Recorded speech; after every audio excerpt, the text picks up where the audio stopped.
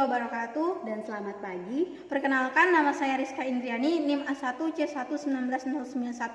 Dan saya Lucia Siboro dengan NIM A1C11998. Tunggu. Kita ngapain sih di sini? Iya ya. Ada baiknya kita itu melakukan kegiatan yang berfaedah, baik untuk kita dan buat teman-teman semuanya. Gimana? Tapi kira-kira apa ya? Gimana kalau kita menjelaskan mengenai cara kerja alat laboratorium kimia?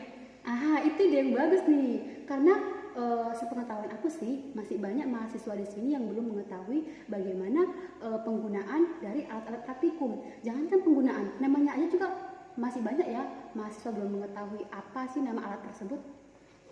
Oke lah kalau gitu, mari kita jelaskan untuk teman-teman kita. Yuk, selamat menyaksikan. Alat ini merupakan desikator, di mana desikator ini terbuat dari gelas atau kaca yang tersusun. Nah, fungsi dari desikator sendiri itu berfungsi untuk proses pengeringan atau menghilangkan suatu zat yang masih mengandung air atau kristal.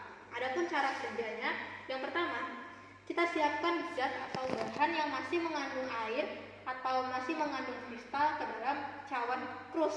Nah, setelah itu kita masukkan ke dalam desikator. Adapun kita buka tutup yang ada di desikator dengan cara kita memegang bagian pegangan di atas tutup desikator dengan cara kita seperti menggenggam, seperti ini, menggenggam. Lalu kita masukkan cawan krus. Kita masukkan dengan cara menggeser tutupnya ke sebelah kiri. Ke sebelah kiri, jangan diangkat, kita geserkan ke sebelah kiri. Kita geserkan. Lalu kita masukkan cawan krusnya ke dalam. Lalu sebelum ditutup, kita tambahkan dengan silikon gel ke dalam desikator. Setelah itu kita tutup desikatornya. Setelah ditutup, kita tunggu selama 3 hari untuk proses pengeringan atau menghilangkan kristal atau air di dalam suatu zat atau bahan tersebut. Alat praktikum ini merupakan labu alas bulat, di mana dapat kita lihat pada bagian bawah itu berbentuk bulat, dan pada bagian leher berbentuk panjang, dan pada bagian mulutnya itu agak sedikit sempit. Di mana pada labu alas bulat ini terdapat batas volumenya, yang di mana di sini saya menggunakan volume dengan 500 ml. Dan labu alas bulat ini biasanya terbuat dari gelas atau pirex. Nah, labu alas bulat ini berfungsi untuk memanaskan atau mendidihkan larutan. Nah, adapun prinsip kerja atau penggunaan dari labu alas bulat ini, yang pertama, kita letakkan pada bidang datar sehingga labu alas bulat ini dapat berdiri dengan tegak. Setelah itu perlu diketahui bahwa kita harus menggunakan sarung tangan di dalam menggunakan alat dari labu alas bulat ini. Nah, cara menggunakannya atau memegang dari labu alas bulat ini yaitu dengan cara memegang pada bagian leher, bukan pada bagian alasnya, tapi pada bagian leher dengan menggunakan satu tangan. Setelah kita genggam, maka dapat kita angkat. Nah, setelah itu pada saat kita ingin mencampurkan atau memasukkan zat ke dalam labu alas bulat ini, yang perlu kita ketahui yang pertama, seperti prosedur yang pertama, kita pegang dengan menggunakan satu tangan, terus kita buat dalam bentuk miring. Nah, kita masukkan zat yang kita inginkan dengan cara serong, dan kita masukkan zat melalui dinding labu alas bulat. Setelah itu kita masukkan pelarutnya dengan cara yang sama juga. Kita masukkan melalui dinding labu alas bulat. Nah, setelah kita telah memasukkan zat dan mencampurkan pelarutnya, maka kita angkat dengan menggunakan satu tangan, yaitu pada bagian leher, dan kita goncang dengan cara memutar dan searah. Nah, perlu diketahui bahwa kita harus fokus kepada zat atau larutan yang terdapat pada labu alas bulat. Jadi mata kita atau pandangan kita menghadap pada larutan yang telah tersedia, seperti itu. Nah, setelah itu kita dapatkan hasilnya dan kita letakkan pada bidang data. Ini saya akan mengenalkan ini yang namanya kaki 3, alat laboratorium yang bernama kaki 3. Lalu ini ada kawat kasa. Dan ini ada spiritus atau bunsen. Nah, kaki 3 ini terbentuk dari besi, terbuat dari besi yang memiliki 3 tangkai atau 3 penyangga, yang dimana penyangga ini terdapat ring di tengah-tengahnya, ring bulat di tengah-tengahnya. Nah, sedangkan untuk kawat kasa dia itu terbuat dari kawat atau besi aluminium, logam, dan di tengah-tengahnya terdapat asbes berwarna putih. Ini fungsinya untuk menyangga alat laboratorium berupa gelas kimia. Lalu yang selanjutnya yaitu ada yang namanya spiritus. Spiritus ini digunakan untuk proses pemanasan. Nah, adapun cara kerja dari kaki 3 itu yang pertama adalah kita meletakkan kaki 3 di daerah yang datar. Jangan miring karena bisa terjadi kecelakaan dalam proses pemanasan. Nah, ini adalah cara kerja dari kaki 3. Lalu untuk cara kerja dari kawat kasa, ini kita letakkan di atas ring kaki 3, yaitu di tengah-tengahnya. Nah, setelah diletakkan di atas ring kaki 3, lalu kita letakkan alat laboratorium yaitu gelas kimia di atas kawat kasanya. Nah, ini penampakan ininya. Lalu dalam proses pemanasan spiritus digunakan, dimana cara kerja dari spiritus ini sendiri yang pertama kita pastikan dulu bahwa bahan bakarnya ini sudah terisi. Kita pastikan bahwa terdapat bahan bakarnya. Setelah terdapat bahan bakarnya, lalu kita buka tutupnya. Setelah kita buka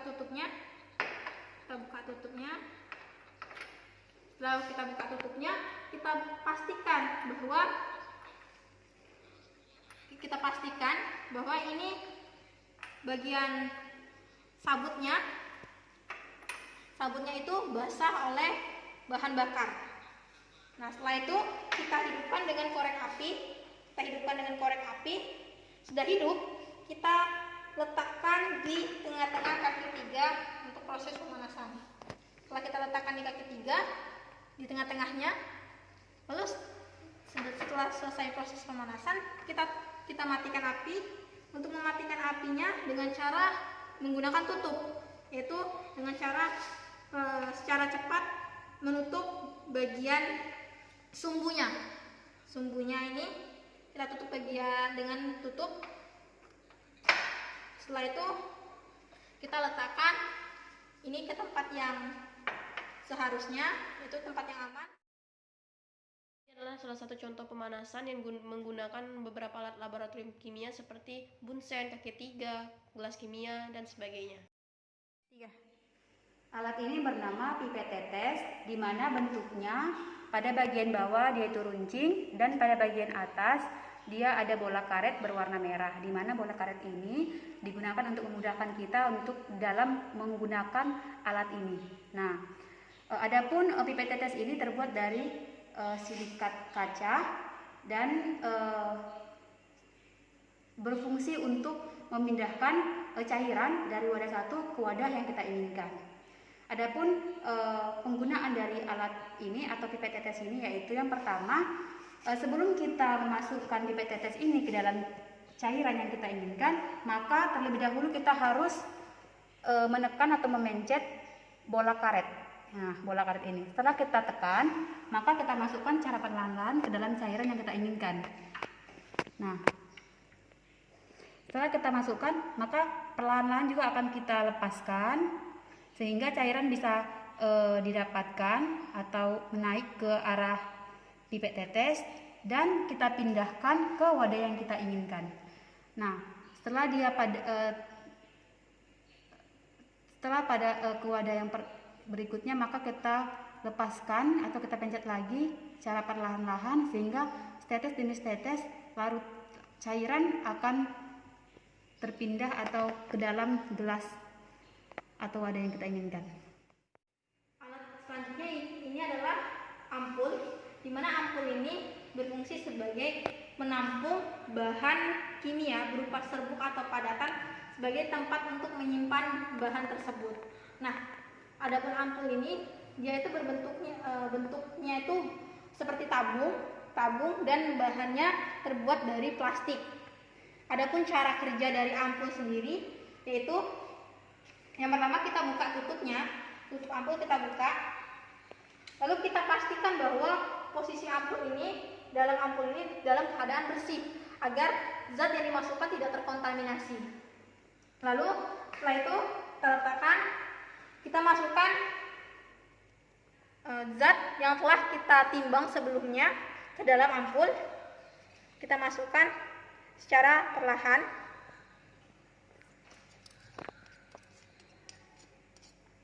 Setelah kita masukkan, kita tutup ampulnya. Lalu kita simpan di tempat yang aman. Alat ini merupakan penjepit tabung reaksi, di mana alat ini memiliki dua jenis. Yang pertama dia itu berasal dari kayu, dan yang jenis yang kedua yaitu berasal dari besi atau logam. Nah, penjepit tabung reaksi ini digunakan untuk mengangkat atau memindahkan tabung reaksi dalam keadaan panas ke tempat yang diinginkan.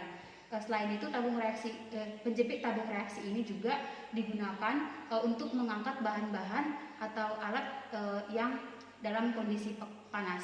Nah, adapun cara penggunaan dari penjepit tabung reaksi ini, yang pertama kita pastikan tabung reaksi yang kita inginkan yang akan kita panaskan. Setelah kita pastikan, terus kita pegang dengan menggunakan satu tangan dalam posisi jari di posisi tengah, dan kita jepit. Setelah kita jepit dengan pasti, terus kita ambil tabung reaksi menggunakan tangan sebelah kiri, dan kita jepit pada bagian leher tabung reaksi. Nah, setelah dalam keadaan yang sudah kokoh, maka kita angkat dan kita panaskan dalam penanas air. Nah, alat ini bernama gelas kimia atau gelas beker. Nah, gelas beker ini memiliki ukuran yang beragam. Di sini saya menggunakan ukuran yaitu 100 ml. 100 ml. Nah, ada yang berukuran lebih dari 100 ml, tergantung kebutuhannya. Adapun cara kerja dari gelas beker ini, gelas beker sendiri kan berfungsi untuk mencampurkan suatu larutan atau melarutkan suatu larutan serta menampung suatu bahan larutan. Nah, adapun cara kerjanya, yang pertama kita letakkan di tempat yang datar. Setelah kita letakkan di tempat yang datar, kita siapkan larutan atau bahan berupa padatan, serbuk, kita masukkan ke dalam gelas kimia, lalu kita tambahkan dengan larutan untuk mencampurkan kedua reaksi tersebut. Nah, setelah dimasukkan, kita aduk dengan menggunakan pengaduk. Habis itu kita dapatkan larutan yang kita inginkan. Alat ini merupakan alat yang bernama tabung reaksi. Nah, jadi tabung reaksi ini tidak memiliki cekungan atau cibir seperti alat yang lainnya, seperti salah satu contohnya seperti labu Ameneyer. Nah, jadi tabung reaksi ini dia itu ada yang terbuat dari plastik dan ada yang terbuat dari gelas atau kaca. Nah, tabung reaksi ini berfungsi untuk mereaksikan dua larutan atau bahan kimia serta mengembangbiakkan mikroba dalam media cair. Nah, adapun penggunaan dari alat ini, alat tabung reaksi ini, yang pertama larutan yang akan kita masukkan ke dalam tabung reaksi, kita pegang dulu tabung reaksinya dengan menggunakan satu tangan, yaitu tangan sebelah kiri. Setelah itu kita ambil larutan dengan menggunakan tangan sebelah kanan. Setelah itu kita merengkan, sedikit mereng atau sedikit miring tabung reaksi ini, dan kita masukkan larutan melalui dinding tabung reaksi. Nah, setelah kita masukkan, setelah selesai sesuai dengan yang kita inginkan, kita lihat larutannya sesuai dengan volume yang kita inginkan, dan kita masukkan ke dalam rak tabung reaksi. Alat ini bernama cawan krus, terbuat dari porselen, tanah liat yang dibakar, dan juga nikel yang tahan terhadap panas. Nah, fungsi dari cawan krus ini berfungsi untuk sebagai alat bantu dalam proses pemanasan dengan suhu tinggi, yaitu seperti oven.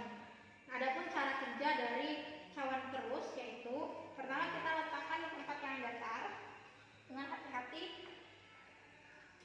lalu kita buka tutupnya, kita pastikan bahwa cawan krus ini tidak terdapat kotoran atau debu, sehingga senyawa kimia yang kita masukkan itu tidak terkontaminasi oleh kotoran maupun debu. Lalu kita masukkan senyawa kimia ke dalam cawan krus. Setelah kita masukkan, kita tutup cawan krusnya. Lalu setelah itu kita masukkan ke dalam oven dengan suhu yang kita inginkan. Alat ini merupakan batang pengaduk, di mana batang pengaduk ini terbuat dari gelas kaca. Nah, batang pengaduk ini di bagian bawahnya atau di bagian paling bawah dia agak berbentuk bulat lonjong dan sedikit datar pada bagian sisi kiri dan sisi depan dan sisi belakangnya, atau sisi kiri dan sisi kanannya. Nah, jadi batang pengaduk ini biasanya digunakan pada gelas kimia. Adapun fungsi dari batang pengaduk ini, yang pertama itu untuk melarutkan atau mereaksikan zat kimia dengan pelarut pada gelas kimia. Nah, jadi seperti ini, kita pegang gelas kimia dengan menggunakan tangan kiri, dan kita pegang batang pengaduk di bagian agak ke bawah, jangan terlalu ujung. Nah, kita masukkan ke dalam gelas kimia dan kita kacau larutan atau bahan kimia yang telah ada di gelas kimia ini dengan satu arah. Alat ini bernama statif dan juga klem. Alat ini saling berkaitan. Nah, adapun bentuk dari statif itu terbuat dari besi, yang dimana di sini ada seperti tiang. Lalu di sini ada penyangga tiangnya. Lalu yang kedua klem, yang terbuat dari besi juga. Lalu di sini ada seperti mur, dan juga di sini terbuat dari plastik yang berwarna hitam ini. Nah, adapun fungsi dari statif ini, fungsinya untuk menyangga suatu alat laboratorium kimia seperti labu bulat alas datar. Nah, sedangkan klem ini berfungsi untuk mencepit alat laboratorium kimia, bisa berupa buret ataupun labu bulat alas datar. Nah, adapun cara kerja dari statif dan juga klem ini adalah, yang pertama kita pasangkan mur yang ini kita pasangkan ke tiang statif. Untuk ukurannya itu sesuaikan dengan alat laboratorium yang kita gunakan. Nah, lalu kita kencangkan sampai tidak goyang lagi. Nah, kita kencangkan sampai tidak goyang lagi. Sebelum itu kita pastikan dulu bahwa posisi dari statif ini sudah pas, yaitu dengan meletakkannya di daerah yang datar agar tidak goyang-goyang ataupun tidak terjadi kesalahan dalam proses pencapitan alat laboratorium kimianya. Yang selanjutnya, setelah kita pasang di tiang statif, kita pasang klemnya. Kita pasang, lalu kita kencangkan dengan kencang. agar tidak goyang-goyang juga. Sudah dipastikan sudah kencang, lalu kita masukkan alat laboratorium kimianya. Kita masukkan di sini. Kita masukkan. Nah, adapun di sini kan terdapat seperti mur. Nah, ini berfungsi untuk memperkecil dan memperbesar pencapitannya. Nah, apabila alat laboratorium kimia yang digunakan dalam pencapitan ini kecil, kita bisa menggunakan dengan tisu. Tujuannya apa? Tujuannya untuk agar biar kokoh dan kuat saat proses penjepitannya, agar tidak terjadi kesalahan ataupun sampai alat laboratorium kimianya itu jatuh. Jadi biar memperkokoh alat yang dicapitnya. Nah, itulah cara kerja dari statis dan klem. Ini adalah labu Erlenmeyer, di mana labu Erlenmeyer ini pada umumnya digunakan pada ukuran 250 mili dan 500 mili. Nah, labu Erlenmeyer ini berbentuk kerucut, di mana pada bagian lehernya itu sedikit ramping. Nah, jadi labu Erlenmeyer ini biasanya digunakan atau berfungsi sebagai pemanasan, pendinginan, tempat menyimpan larutan, dan banyak lagi. Nah, adapun cara menggunakan labu Erlenmeyer ini, yang pertama kita letakkan pada bidang datar. Setelah itu, setelah kita masukkan campuran atau bahan kimia ke dalam labu Erlenmeyer ini, terus kita angkat dengan menggunakan satu tangan, dan yang kita pegang itu adalah leher dari labu Erlenmeyer ini. Jangan memegang bagian perutnya, kita pegang bagian lehernya, terus kita angkat dan kita amati sesuai dengan ukuran yang kita inginkan. Nah, setelah itu apabila kita ingin memanaskan larutan yang telah terdapat pada labu Erlenmeyer ini, kita dapat menggunakan dengan bantuan penjepit. Ini penjepit yang kita berkreasi biasanya. Nah, kita pegang labu Erlenmeyer ini menggunakan tangan sebelah kiri, yaitu pada bagian lehernya. Terus kita ambil penjepit dan kita jepitkan pada bagian leher. Nah, setelah kalau sudah kokoh, maka kita angkat perlahan-lahan dan kita lakukan pemanasan di penangas air. Dan ingat bahwa labu Erlenmeyer ini saat kita memegangnya harus dengan menggunakan sarung tangan, bukan dengan tangan telanjang. Ini merupakan corong gelas atau corong kaca, di mana bentuknya ini terbuat dari kaca, di mana dia ini berbentuk seperti gelas yang bertangkai, ini tangkai panjang. Nah, adapun cara kerja dari corong gelas ini, dia ini bekerja dalam proses yaitu dalam proses penyaringan atau proses pemindahan dari satu alat ke alat yang lebih kecil. Contohnya seperti gelas ukur. Nah, adapun cara kerja dari corong gelas ini, yang pertama kita letakkan di corongnya panjang ini ke dalam gelas ukur. Kita letakkan di dalam gelas ukur. Pastikan bahwa untuk meletakkan corong gelas ini sudah tepat. Lalu jika kita ingin memindahkan suatu larutan, kita pindahkan dengan kita menyiapkan larutan yang ada di gelas kimia. Kita masukkan di dalam gelas ukur dengan melewati corong kaca atau corong gelas. Nah, ini untuk memindahkan suatu larutan. Jika kita ingin menyaring suatu larutan, kita menambahkan kertas saring di dalam corong gelasnya. Lalu kita masukkan larutan yang ingin kita saring. Nah, itulah cara kerja dari corong gelas. Alat ini merupakan labu ukur dengan ukuran 100 mili. Nah, jadi labu ukur ini berbentuk seperti pir dengan lehernya yang panjang dan ramping dan memiliki tutup pada bagian ujung. Jadi selain itu labu ukur ini memiliki alas datar, sehingga apabila kita letakkan pada bidang datar, dia dapat berdiri dengan tegak. Nah, labu ukur ini berfungsi untuk mengencerkan serta membuat larutan.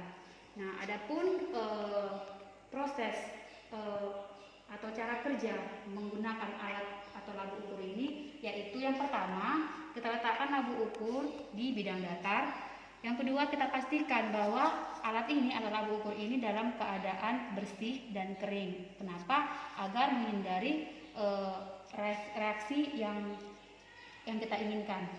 Nah, setelah itu kita siapkan bahan yang akan kita masukkan ke dalam labu ukur. Setelah kita siapkan, kita buka ini, tutup dari labu ukur ini, kita buka secara perlahan-lahan. Setelah kita buka, kita masukkan zat yang kita inginkan, ke dalam labu ukur dengan cara dimerengkan dengan menggunakan atau memegang menggunakan tangan sebelah kiri, dipegang di bagian lehernya. Kita masukkan secara perlahan zatnya melalui dinding labu ukur. Nah, setelah kita masukkan zat yang kita inginkan,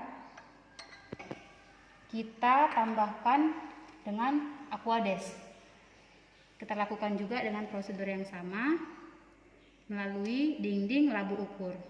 Nah, setelah kita masukkan sesuai dengan yang kita inginkan, maka labu ukur ini kita tutup dengan penutupnya. Setelah kita tutup, kita lakukan pembolak-balikan. Nah, pembolak-balikan ini digunakan sampai larutan itu benar-benar jenuh. Nah, cara berulang-ulang kita lakukan pembolak-balikan. Setelah larutan yang sudah dalam keadaan jenuh, sudah kita peroleh sesuai dengan yang kita inginkan, maka kita letakkan kembali labu ukur ini dalam bidang datar. Terus kita buka lagi penutup pada labu ukur ini dan kita tambahkan aquades sampai batas yang telah tertera pada labu ukur ini. Jadi ini adalah batasnya ya teman-teman. Kita tambahkan sesuai dengan batas maksimum dari penggunaan labu ukur ini.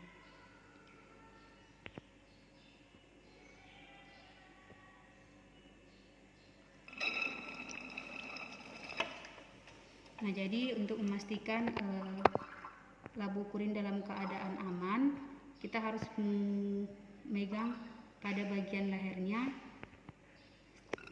dan kita harus menggunakan sarung tangan, dimana ini untuk menghindari terjadinya hal-hal yang tidak diinginkan. Nah, setelah sudah mencapai batas maksimum atau batas yang kita inginkan, maka kita tutup kembali labu ukur ini menggunakan tutup labu ukur dan kita diamkan dan kita dapatkan hasilnya seperti alat ini bernama cawan porselen, di mana cawan porselen ini terbuat dari porselen atau keramik, yang dimana dia itu seperti wadah mangkok. Nah, dia ini berfungsi untuk mereaksikan suatu zat dengan suhu tinggi, mengabukan bahan, mengeringkan suatu endapan atau kertas saring. Nah, adapun cara kerja dari cawan porselen ini, yang pertama, kita pastikan dulu bahwa cawan porselen ini dalam keadaan bersih. Setelah itu kita letakkan tempat yang datar. Lalu kita masukkan sampel yang ingin kita reaksikan atau kita keringkan. Nah, setelah itu kita masukkan sampelnya. Setelah kita masukkan, lalu kita letakkan di atas nyala api bunsen atau water bath. Nah, setelah diletakkan, baru setelah itu kita angkat. Nah, adapun untuk mengangkat dari cawan porselen ini, jangan menggunakan tangan kosong, tapi menggunakan penjepit atau lap. Alat ini merupakan neraca analitik portable, di mana alat ini ada bagian-bagian tertentu, di mana ini merupakan penutup dari neraca analitik yang berbahan dasar plastik.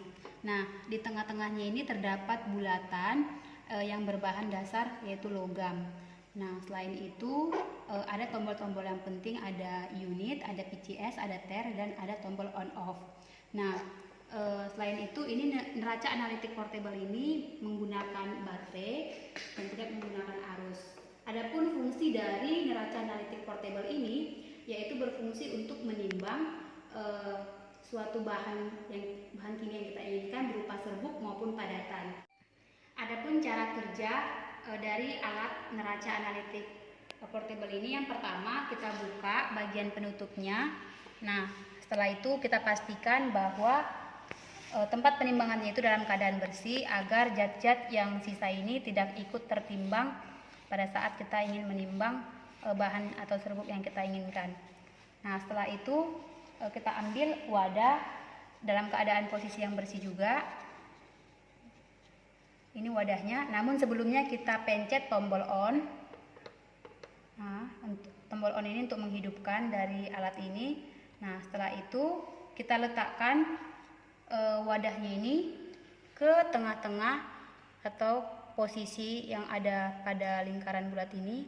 Setelah kita letakkan, kita pencet atau kita tekan tombol ter. Nah, di mana tombol ter ini gunanya untuk menstabilkan atau mengembalikannya ke nol. Nah, setelah sudah stabil, maka kita masukkan larutan ke dalam serbuk atau bahan kimia yang kita inginkan, bisa berupa serbuk atau padatan, ke wadah yang kita inginkan. Kita tuangkan secara perlahan-lahan menggunakan sudip. Nah, setelah itu diperoleh hasilnya yaitu 0,532 gram. Ini dalam satuan gram. Jadi jika kita ingin mengubah satuannya mau ke kilogram atau ke satuan yang lainnya, kita bisa menggunakan atau memencet atau menekan tombol unit. Seperti ini.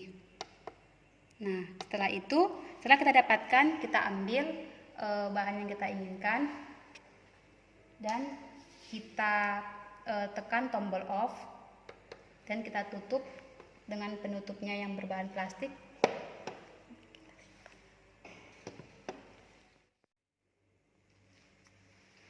Alat ini bernama neraca analitik digital. Nah, adapun fungsi dari neraca analitik digital ini berfungsi untuk menimbang suatu bahan berupa padatan maupun serbuk.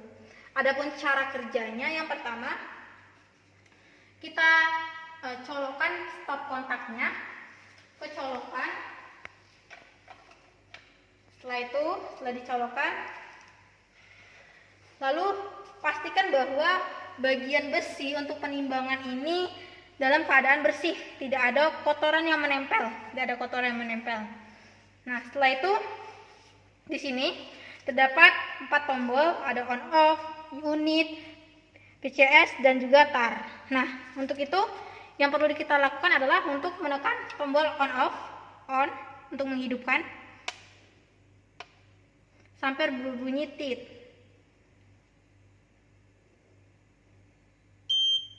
Nah, sudah berbunyi tit. Lalu di sini kita siapkan wadah untuk sebagai alat bantu dalam proses penimbangan. Kita letakkan. Lalu kita tekan tar. Yang tar berwarna kuning ini, tekan. Tujuannya untuk agar nilai dari itu stabil atau 0.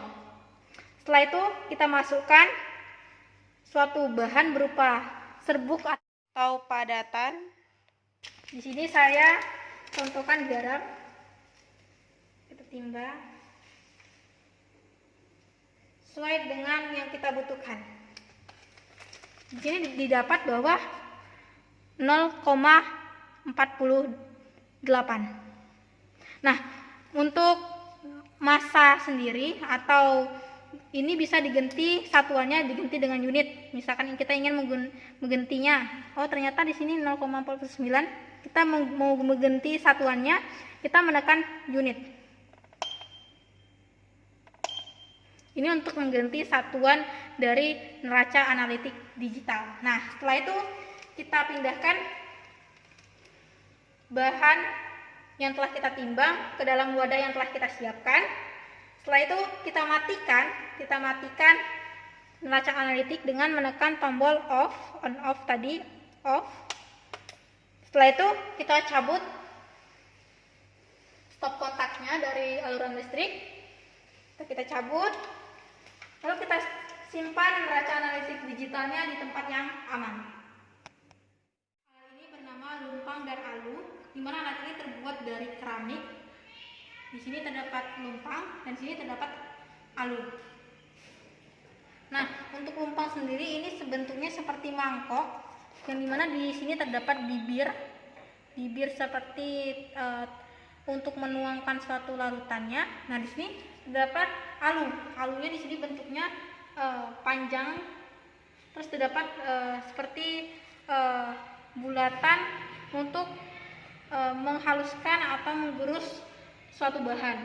Karena fungsi dari alu dan lumpang sendiri itu berfungsi untuk menghaluskan dan menggerus suatu bahan kimia atau bahan alam berupa padatan.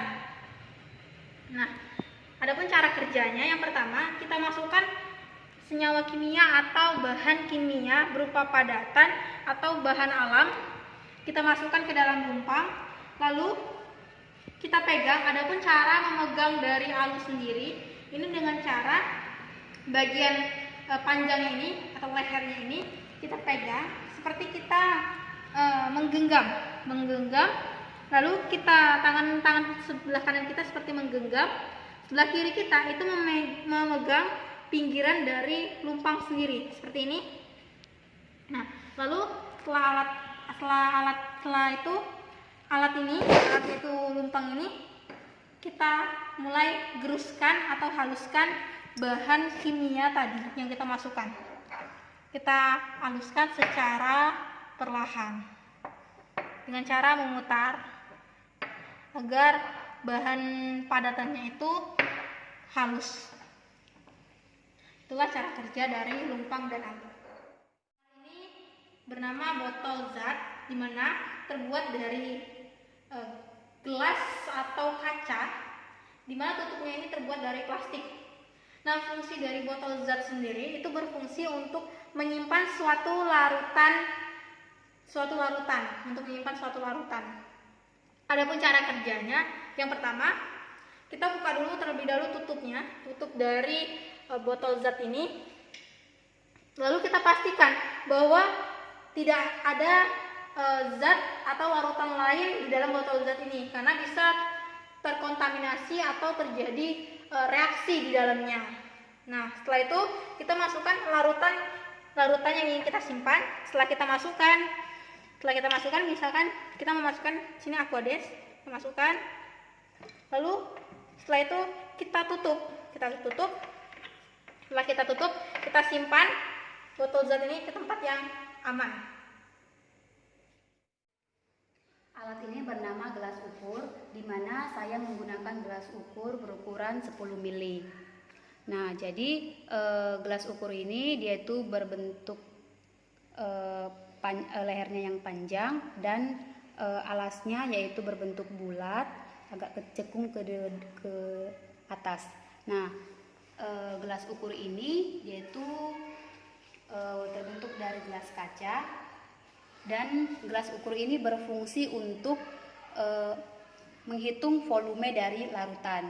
Nah, adapun prosedur kerja dari gelas ukur ini, yang pertama kita sediakan dulu larutan yang akan kita ukur volumenya.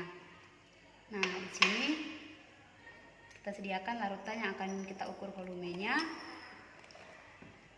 Nah, setelah itu kita masukkan ke dalam gelas ukur melalui dinding gelas ukur.